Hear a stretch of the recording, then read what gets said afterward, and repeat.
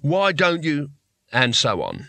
This sort of thing has been going on for centuries, and caused a number of major battles which have left large tracts of land uninhabitable because of magic harmonics. In fact, the hero, even at this moment galloping towards the vortex plains, didn't get involved in this kind of argument because they didn't take it seriously, but mainly because this particular hero was a heroine, a red-headed one. Now, there is a tendency at a point like this to look over one's shoulder at the cover artist and start going on at length about leather, thigh boots, and naked blades.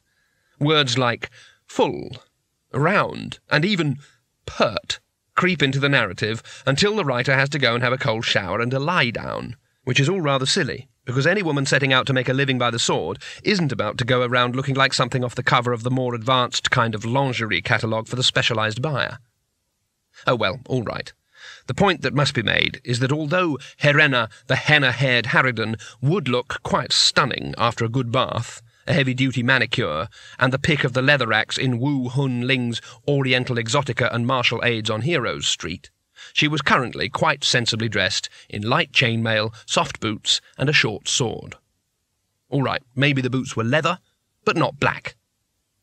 Riding with her were a number of swarthy men that will certainly be killed before too long anyway, so a description is probably not essential. There was absolutely nothing pert about any of them. Look, they can wear leather if you like. Helena wasn't too happy about them, but they were all that was available for hire in Morpork. Many of the citizens were moving out and heading for the hills out of fear of the new star. But Helena was heading for the hills for a different reason. Just turnwise and rimwards of the plains were the bare Trollbone Mountains. Helena, who had for many years availed herself of the uniquely equal opportunities available to any woman who could make a sword sing, was trusting to her instincts. This Rincewind, as Trumon had described him, was a rat, and rats like cover. Anyway, the mountains were a long way from Trumon, and for all that he was currently her employer. Helena was very happy about that. There was something about his manner that made her fists itch.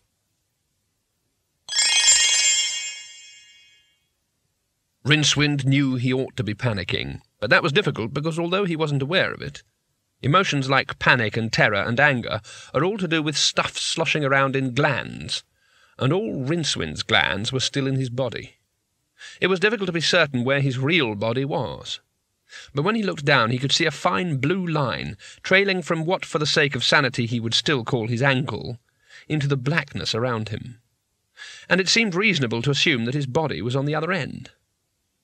It was not a particularly good body, he'd be the first to admit, but one or two bits of it had sentimental value, and it dawned on him that if the little blue line snapped, he'd have to spend the rest of his life, his existence, hanging around Ouija boards, pretending to be people's dead aunties, and all the other things lost souls do to pass the time.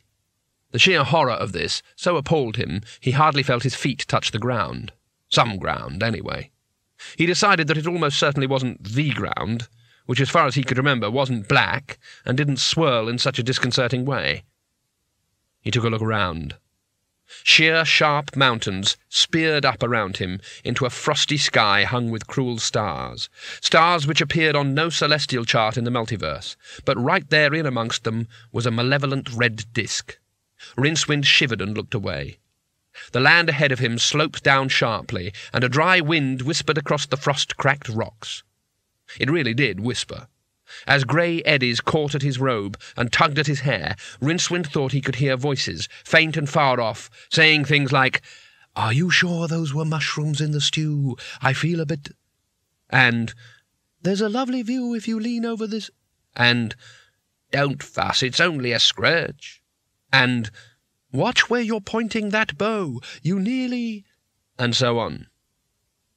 He stumbled down the slope with his fingers in his ears until he saw a sight seen by very few living men. The ground dipped sharply until it became a vast funnel, fully a mile across, into which the whispering wind of the souls of the dead blew with a vast, echoing susurration, as though the disk itself was breathing. But a narrow spur of rock arched out and over the hole, ending in an outcrop perhaps 100 feet across. There was a garden up there, with orchards and flower beds, and a quite small black cottage. A little path led up to it. Rincewind looked behind him. The shiny